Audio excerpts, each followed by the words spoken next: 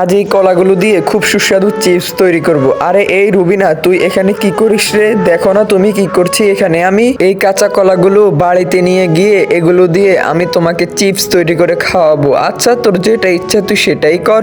আচ্ছা, আমি এখন এই কলাগুলো বাড়িতে নিয়ে যাই। বাড়িতে তো চলে আসলাম, এখন এগুলোকে ভালোভাবে ছিলে নেই।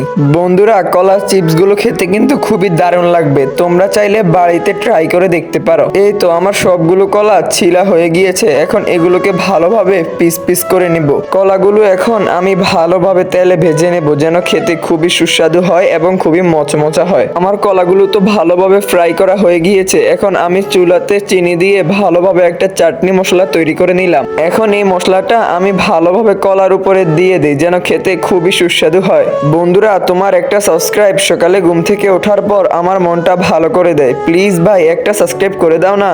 আরে রুবিনা, এটা খেতে তো খুবই দারুণ হয়েছে। আর বন্ধুরা, তুমি কোন ক্লাসে পড়ো তা কমেন্ট করো। তোমরা চাইলে এটা বাসায় ট্রাই করে দেখতে পারো। এটা খেতে আসলেই খুব দারুণ ছিল। যাদের মনগুলো ভালো তারাই শুধু আমার ভিডিওতে লাইক করে দেয়।